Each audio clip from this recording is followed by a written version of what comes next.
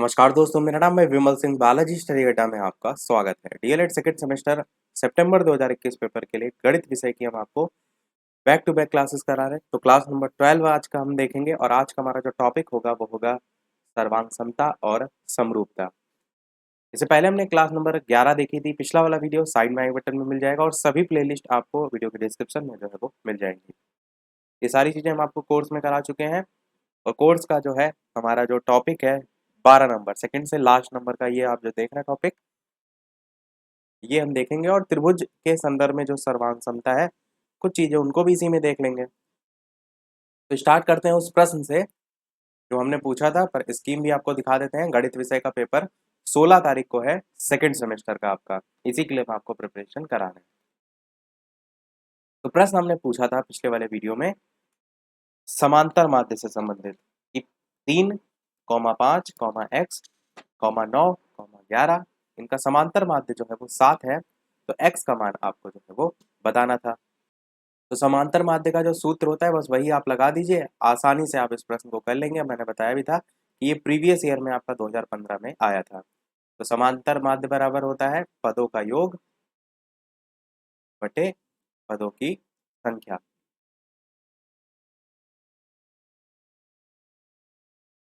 अब जो पद दे रखे हैं यहाँ पर उन सभी को हम जोड़ के लिख देते हैं, यानी जो भी वैल्यू दे रखी है उसको लिख देते हैं। जैसे समांतर माध्य प्रश्न में दे रखा है, कह रहा है ना 7 है, तो उसकी जगह आपने 7 लिख दिया, बराबर पदों का योग यानी 3 + 5 + x + 9 + 11। टोटल पदों की संख्या कितनी है? तो 1 2 3 4 5 है, तो बटे में आपका 5 आ जाएगा। अब ऊपर जितने भी हैं मान इनको जोड़ लेंगे। तो 5 6 7 8, 8 में 11 जोड़ेंगे तो 19, और 19 में 9 जोड़ेंगे तो 28 आपका आएगा। यहाँ से आपका जोड़कर 28 + x आएगा। डायरेक्ट हम लिख रहे हैं यहाँ पर 28 + x यहाँ से आएगा। अब इसको हम इस टाइप से तिरिया गुणा कर देते हैं। तो 5 को 7 से गुणा करेंगे तो 5 7 जा 35 हो जाएगा, यहाँ पर गुणा होके ये आ जाएगा 35। अब x की वैल्यू निकालने के लिए बराबर के उधर 28 को आप ले जाएंगे तो उधर जाके माइनस में हो जाएगा, तो माइनस का 28 उधर जाके हो जाएगा और यहाँ पर लग जाएगा बराबर। तो 35 में से 28 घटाएंगे तो 7 आपका बचेगा, यानी कि x की वैल्यू आपकी 7 निकल करके आ जाएगी। और x का मान ही प्रश्न में आपसे पूछा भी गया था। अच्छा प्रश्न था। चलिए एक क्वेश्चन और देखते हैं और उसके बाद हम जो टॉपिक है वो शुरू करेंगे। जो क्वेश्चन एक और है ये भी बहुत अच्छा है, प्रीवियस ईयर में आपका आया था और इस पर बेस्ड भी क्वेश्चन अब पूछे जाने लगे हैं, लीटर पर आधारित।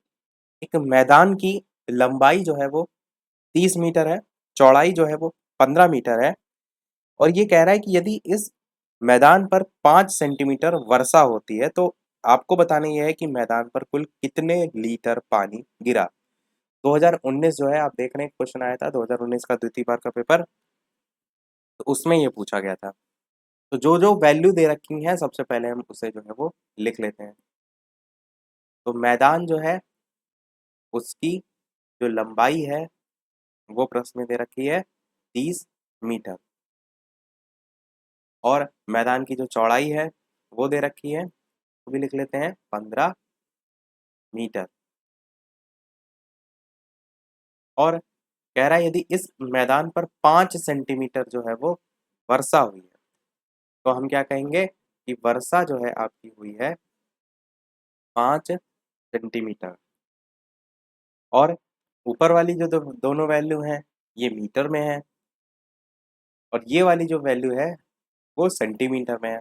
वर्षा को भी हम चेंज कर लेते हैं सेंटीमीटर से मीटर में। तो मीटर में चेंज करने के लिए 100 से हम डिवाइड कर सकते हैं क्योंकि 1 मीटर में 100 सेंटीमीटर होते हैं। तो 5/100 करेंगे और जब इसे और आगे सॉल्व करेंगे तो दशमलव आपका लग जाएगा 0.05 मीटर आपसे यहाँ से निकल के आएगा। ये जो मैदान आपको प्रश्न में दे रखा है ये मैदान की आकृति किसकी है? देखिए मैदान की जो लंबाई है वो अलग है, मैदान की जो चौड़ाई है वो भी अलग है। तो वर्ग तो नहीं है, ऐसे स्थिति आयत में ही होती है। तो आप ये समझ गए कि यहाँ पर हम क्षेत्रफल निकालेंगे। जैसे कोई भी एरिया होता है, हमको उसमें कुछ भी चीज़ निकालनी है तो हम उसका एरिया निकालेंगे, तभी तो उसमें हम निकालेंगे कितना लीटर पानी गिरा। तो सबसे पहले क्या निकालेंगे हम? क्षेत्रफल। तो हम यहाँ लिखेंगे आयत का जो क्षेत्रफल है वो क्या होता है? वो होता है लंबाई गुणे चौड़ाई। ये होता है आपका। अब यहाँ पर जो लंबाई है वो आपको 30 दे रखी है, यहाँ पर जो चौड़ाई है वो 15 दे रखी है। 30 गुणे 15 करेंगे तो 450 आपका सेंटीमीटर स्क्वायर यहाँ से निकल करके आएगा। सेंटीमीटर स्क्वायर क्यों? क्योंकि जो 30 वैल्यू है, सेंटीमीटर नहीं मीटर स्क्वायर, क्योंकि जो 30 वैल्यू है ये भी मीटर में थी, 15 वाली वैल्यू भी मीटर में थी। जब मीटर गुणे मीटर करते हैं तो मीटर का स्क्वायर इस टाइप से लग जाएगा। अब हमने क्षेत्रफल तो निकाल लिया आयत का। प्रश्न में ये कह रहा है कि वर्षा जो हो रही थी वो मैदान पर 5 सेंटीमीटर वर्षा हुई थी, जिसको हमने चेंज कर लिया है मीटर में 0.05 में। तो टोटल एरिया आपको पता चल गया, कितनी वर्षा हुई वो पता चल गया। तो वर्षा की मात्रा निकालने के लिए आप टोटल इससे गुणा कर दीजिए, यानी कि वर्षा बराबर 450 टोटल जो क्षेत्रफल निकला और 0.05 मीटर जो कि वर्षा हुई। तो इससे आपकी वर्षा निकल आएगी, परंतु जो मान है वो मीटर में आएगा, क्योंकि जो वर्षा हमने ये जो क्षेत्रफल निकाला है आयत का मैदान का वो भी मान मीटर में ही था। जो हमारी जो वर्षा दे रखी है वो भी आपकी देखिए 0.05 मीटर में ही है। तो इनको गुणा करने पर जो आपका मान आएगा वो मीटर में आएगा। गुणा करने पर आपका आएगा 22.50 मीटर का क्यूब, ये आपका आएगा। अब ये जो मान है वो मीटर में आया। प्रश्न में कह रहा था कि मैदान पर कुल कितने लीटर पानी गिरा, यानी कि अब इसी वैल्यू को आपको लीटर में चेंज करना होगा। उसके लिए आपको ये पता होना चाहिए कि 1 मीटर क्यूब जो है वो आपका 1000 लीटर के बराबर होता है। ये चीज जरूर ध्यान रखिएगा, क्योंकि अगर ये नहीं आपको पता होगा तो आप इस प्रश्न को नहीं कर पाएंगे।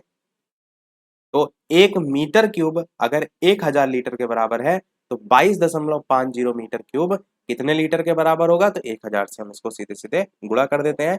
तो हम इसको आगे लिखेंगे कि 22.5 जो मीटर क्यूब है वो बराबर होगा 22.50 और गुणे 1000 से गुणा कर देंगे। तो गुणा करने पर आपका 22,500 लीटर में वैल्यू जो है वो आ जाएगी। और लीटर में ही यही चीज पूछी गई थी, यानी कि उस मैदान पर कुल कितने लीटर पानी गिरा? 22,500 लीटर पानी गिरा। अच्छा प्रश्न है, उम्मीद करते हैं समझ में आ गया होगा। सेकंड सेमेस्टर वाले एक चीज और बता दीजिएगा कमेंट में कि जैसे मैथ का कोर्स अब लगभग पूरा ही हो गया, लास्ट हमारा टॉपिक चल रहा है, और मैंने मैथ स्टार्ट ही इसलिए की थी क्योंकि अधिकतर लोग की मैथ में ही बैक होगी। और अगर कोई सब्जेक्ट आप चाहते हैं या कोई और सब्जेक्ट भी है जिसमें ज़्यादातर लोग की बैक है तो कमेंट करके सब लोग बता दीजिएगा। जितना समय बचा है उसमें मैं वो भी चीज़ कवर करा दूंगा। और अगर मैथ ही पढ़ना चाहते हैं तो मैथ ही बता दीजिएगा, मैं इसके फिर और आगे प्रैक्टिस टाइप के क्वेश्चन भी या मॉडल पेपर भी, पहले हम बेसिक से चीज़ों को समझेंगे उसके बाद हम उस पर बेस्ड क्वेश्चन जो है वो देखेंगे। तो सबसे पहले समझिए त्रिभुज क्या होता है। तो आप क्या कहेंगे?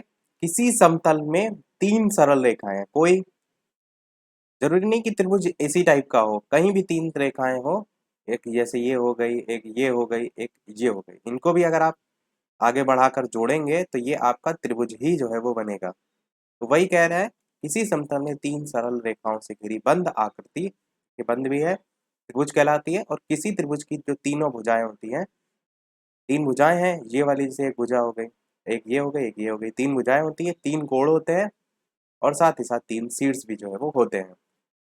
ये तो हो गया त्रिभुज। अब सर्वांग समता को समझिए क्या होता है। सर्वांग समता का अर्थ होता है सभी प्रकार से बराबर, अर्थात वे आकृतियां जिनके समान आकार होते हैं और समान माप होती है। एग्जाम्पल से और बेहतर आप समझेंगे कि समान त्रिज्या के 2 वृत्त हैं, एक दूसरे को पूरा ढक ले, पूरी तरीके से ढक लेते हैं, तो समान भुजाओं वाले वर्ग एक दूसरे को पूर्णतः ढक लेते हैं, ये आपकी सर्वांग आकृतियां होती हैं।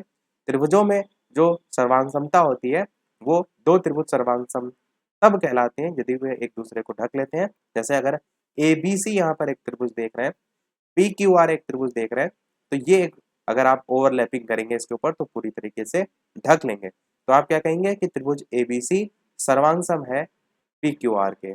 परंतु इसकी शर्तें भी होती हैं, केवल इस प्रकार से बराबर होना ही नहीं, और क्या क्या शर्तें होती हैं। तो 3 टोटल नियम होते हैं सर्वांग समता के, इसको हम देखते हैं। तो सबसे पहला सर्वांग समता का नियम होता है SAS, यानी S मतलब साइड, A मतलब एंगल और S मतलब साइड, यानी भुजा कोण भुजा। दो त्रिभुज सर्वांगसम कहलाते हैं यदि और केवल यदि एक त्रिभुज की दो भुजाओं और उनके अंतर्गत जो कोण है दूसरे त्रिभुज की दो भुजाओं तथा उनके अंतर्गत कोण के बराबर हो। यानी कि भुजा भुजा मतलब दो भुजाएं बराबर हो जाए और एक कोण बराबर हो जाए, तो वो आपका सर्वांगसम त्रिभुज हो जाएगा। जैसे अगर इस चित्र में आप देख रहे हैं तो ए वाला जो एंगल है ये इस डी के बराबर है, यानी एक कोण बराबर हो गया। ये वाली जो भुजा है ए बी वाली, ये DE के बराबर है, यानी एक भुजा बराबर हो गई।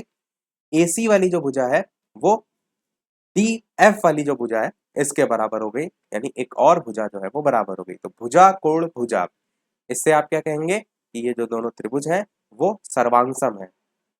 साथ ही साथ वीडियो पसंद आए तो लाइक सभी लोग अवश्य करते रहिएगा, आपके लिए यहाँ सारी मेहनत की जा रही है, एक लाइक तो आप सभी का वीडियो पर बनता ही है। आगे देखते हैं, इस टाइप से यहाँ लिखाया भी गया है। दूसरा क्या होता है आपका, दूसरा होता है ASA, यानी कि एंगल साइड एंगल। अभी तक केवल एक एंगल था और दो भुजाएं थी, यहाँ पर क्या है, दो एंगल है और एक भुजा है। तो दो त्रिभुज सर्वांगसम कहलाते हैं यदि और केवल यदि एक त्रिभुज के दो कोण और एक भुजा दूसरे त्रिभुज के दो संगत कोण और उनके अंतर्गत भुजा के बराबर हो, तो दोनों त्रिभुज सर्वांगसम हो जाएंगे। जैसे कि इसमें देखिए ABC और DEF में, तो एक एंगल आपका ABC वाला बराबर किसके, DEF के, इसके बराबर है। तो ये आपका एक बराबर हो गया एंगल, तो हम क्या कहेंगे, ए को यहाँ पर गोला बना देते हैं, यानी कि एक एंगल बराबर हो गया। फिर ACB, यानी ये जो जिसमें दो लाइनें खींची हुई हैं ये वाला एंगल DFE के बराबर है, यानी इस वाले एंगल के, यानी एक और एंगल बराबर हो गया। अब बीच में साइड भी है, तो ये जो BC वाली लाइन है ये EF वाली लाइन के बराबर है, यानी एक साइड भी आ गई। तो ASA एंगल साइड एंगल, इससे आपके ये दोनों त्रिभुज जो है वो सर्वांगसम हो जाएंगे। तीसरी और आपकी शर्त होती है, नियम होता है AAS, यानी कि एंगल एंगल साइड, यानी दो त्रिभुज सर्वांगसम हो यदि एक त्रिभुज के दो कोण और एक त्रिभुज दूसरे त्रिभुज के दो कोण व एक भुजा के बराबर हो। अब जैसे यहाँ पर देख रहे हैं दो एंगल बराबर है, एक ये वाला एंगल इसके बराबर है और ये जो इसमें दो लाइनें खींची हैं ये वाला एंगल इसके बराबर है। तो भुजा में देखें तो नीचे वाली जो भुजा है BC वाली वो EF के बराबर है। इस स्थिति में भी आपका जो त्रिभुज है वो सर्वांगसम हो जाएगा। तो 3 टोटल हमने नियम देखे। अगला देखते हैं साइड साइड साइड, यानी कि अगर तीनों आपकी भुजाएं ही बराबर हो जाएं दूसरे वाले त्रिभुज के तीनों भुजाओं के बराबर, तो उस स्थिति में भी सर्वांगसम होगा। जैसे यहाँ पर AB जो है वो बराबर है DE के, AC बराबर है DF के और BC बराबर है EF के, तो तीनों ही आपके बराबर हो गए, तो ये आपका SSS यानी साइड साइड साइड आपका सर्वांगसम हो जाएगा। एक है आपका RHS, दो समकोण त्रिभुज सर्वांगसम तब कहलाते हैं, यहाँ पर बात किसकी हो रही, समकोण त्रिभुज की। यदि एक त्रिभुज का जो कर्ण है, कर्ण क्या होता है, जो भी कोण 90 डिग्री होता है समकोण त्रिभुज में उसके सामने वाली जो भुजा होती है वो आपकी कर्ण कहलाती है। तो यदि एक त्रिभुज का कर्ण और एक भुजा दूसरे त्रिभुज के कर्ण और भुजा के अगर बराबर हो जाए, तो ऐसी स्थिति में भी आपका जो त्रिभुज है वो सर्वांगसम होगा, जिसे हम RHS जो है वो कह देंगे।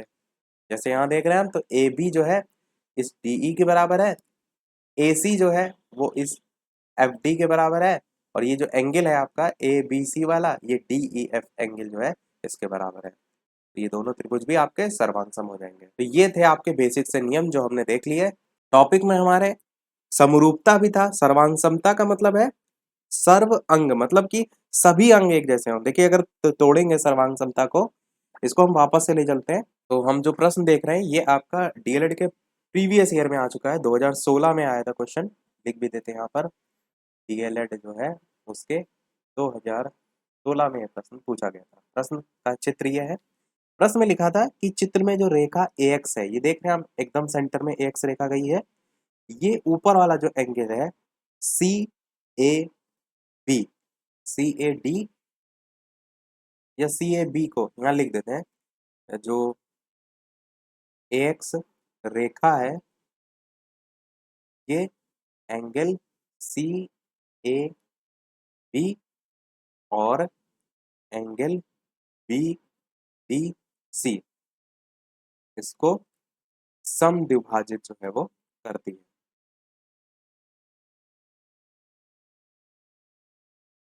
दोनों को समद्विभाजित करती है। तो आपको सिद्ध ये करना है कि त्रिभुज ABC जो है ये समरूप है एंगल ACD के, त्रिभुज ACD के। ये जो आप देख रहे हैं इस टाइप से लहरे टाइप की, ये होता है समरूपता का चिन्ह, या इसी को इस तरीके से भी दर्शाते हैं कि दो पैरेलल लाइन आपने खींच दी और उसके ऊपर इस टाइप से लहराते हुए, तो दोनों आप तरीके से जो है वो बना सकते हैं। अब हमने जो भी नियम पढ़े वही यहाँ पर फॉलो करने हैं। तो सबसे पहले आप देखिए कि कह रहा है कि BDC यानी ये वाला जो एंगल आप देख रहे हैं इसको भी समद्विभाजित कर रहा है, और CAB इसको भी समद्विभाजित जो है वो ये बीच वाली रेखा कर रही है। तो ऐसी स्थिति में जो ये बीच वाली रेखा AD आप देख रहे हैं ये दोनों ही त्रिभुज में कॉमन है, दोनों त्रिभुज में कॉमन है और समद्विभाजित भी कर रही है। तो आप पहला वाला जो पॉइंट यहाँ पर लिखेंगे वो लिखेंगे कि जो AD रेखा है वो दूसरे वाले त्रिभुज के जो AD रेखा है उसके बराबर है। बात को समझिए कि ऊपर वाला जो त्रिभुज है ACD वाला, ये ऊपर वाला जो त्रिभुज है इस त्रिभुज में जो नीचे वाली वैल्यू है, नीचे वाला जो रेखा है AD, ये ले लिया हमने। ऐसे ही नीचे वाला त्रिभुज लेंगे तो ABD, उसमें भी जो नीचे वाला लाइन है AD, ये दोनों में ही कॉमन आ रहा है तो ये दोनों में बराबर हो जाएगा। तो ये हमारा क्या बराबर हुआ, भुजा बराबर हुई। अब दूसरे पॉइंट में आप देखिए तो ये समद्विभाजित कर रहा था, तो CAD ये वाला जो एंगल है इसको हम रब करते हैं, ये वाला जो एंगल है CAD वाला ये BAD के बराबर हो जाएगा, क्योंकि समद्विभाजित कर रहा था। तो नीचे वाला जो एंगल है इसके बराबर हो जाएगा। हम इसको लिख सकते हैं कि एंगल CAD है ये बराबर है एंगल BAD के।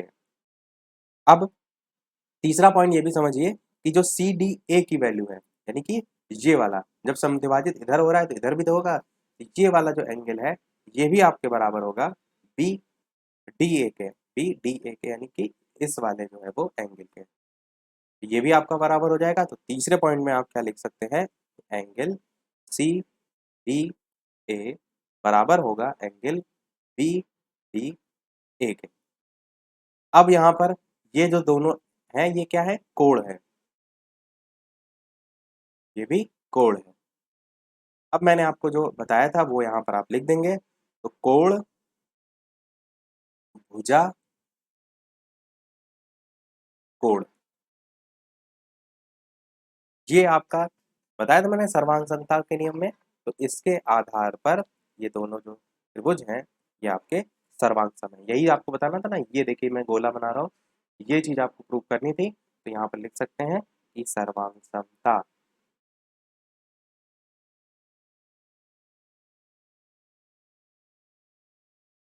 और ये जो यहाँ पर हमने प्रश्न में पूछा था इसको लास्ट में लिख भी दीजिएगा, अतः ये सर्वांग सम है इसके, इस टाइप से। आपका जो कोर्स था उसमें हमने दोनों ही चीजें देख ली हैं। कोर्स में हम आपको दिखाते हैं ये 12 नंबर का सर्वांग सम और समरूपता और त्रिभुज के संदर्भ में सर्वांग समता की शर्तें, शर्तें हमने देख ली, और सर्वांग समता और समरूपता तो हम देख ही रहे हैं और इस पर बेस्ड क्वेश्चन भी देख रहे हैं। तो ये दोनों टॉपिक अलग नहीं देख रहे, हम एक साथ देख रहे हैं। तभी मैंने आपसे कहा है कि ये हमारा कोर्स लगभग अब समाप्त हो गया है। अब आपको कमेंट में बताना है कि इसके लिए हम मॉडल पेपर लेके आए या रिवीजन क्वेश्चन मैथ के कराएं, या फिर कोई और सब्जेक्ट पर्टिकुलर है जिसकी हम फास्ट रिवीजन या वन लाइनर या बहुविकल्पी इस टाइप से कराएं, तो कमेंट में बताइएगा। देखते हैं हमारा अगला और इस वीडियो का लास्ट प्रश्न, जो भी आपका प्रीवियस ईयर में आया था ये आपका प्रश्न, इसको भी देख लेते हैं और लास्ट में एक प्रश्न हम आपसे भी पूछेंगे। तो ये प्रश्न जो था इसमें कह रहा था कि पास चित्र में जो त्रिभुज ABC है तथा त्रिभुज PQR है, ये जो है वो समरूप है और दोनों ही एंगल आप देख रहे हैं, ये आपका A लिखा हुआ है, ये B लिखा हुआ है, ये C लिखा हुआ है। ऐसे ही P ये है, Q ये है, R ये है। दोनों त्रिभुज आपके क्या है, समरूप है। फिर प्रश्न में ये कह रहा है कि जो PQR है, क्योंकि AB की वैल्यू आपको 2 सेंटीमीटर दे रखी है, AC की भी 2.8 सेंटीमीटर दे रखी है और BC की भी 3 सेंटीमीटर दे रखी है। परंतु PQR में देखिए तो QR की तो वैल्यू आपको दे रखी है, पर ये जो आपकी वैल्यू है PR, ये भी नहीं दे रखी है और PQ वाली ये भी नहीं दे रखी है। तो इन्हीं दोनों का मान आपको निकालना है। प्रश्न में लिखा था कि PQR की जो शेष भुजाएं हैं वो जो है वो बताइए। और चित्र जो है आपका ऐसे ही प्रश्न में जो है वो बन करके आया था। ये क्वेश्चन कब आया था? ये क्वेश्चन आपका आया था डीएलएड के 2016 का द्वितीय बार का जो पेपर हुआ था उसमें पूछा गया था। अब देखिए क्या इस प्रकार के प्रश्नों को करने का तरीका होता है, जब प्रश्न में खुद ही बोल दिया गया है कि ये समरूप है, तो ये वाला जो AB वाली भुजा देख रहे हैं आप, ये जो है इसके साथ हम लेंगे नीचे वाली भुजा। जैसे कोई भी दो हमने भुजाएं ले ली AB और BC, तो हम लिखेंगे AB बटे BC, ये बराबर होगा सेम अंदर वाली ही भुजा के, क्योंकि समरूपता दर्शा रहा है। तो अंदर वाला AB के सामने क्या है, PQ है और BC के सामने क्या है, QR है। तो PQ बटे में QR, इस चीज को समझिएगा।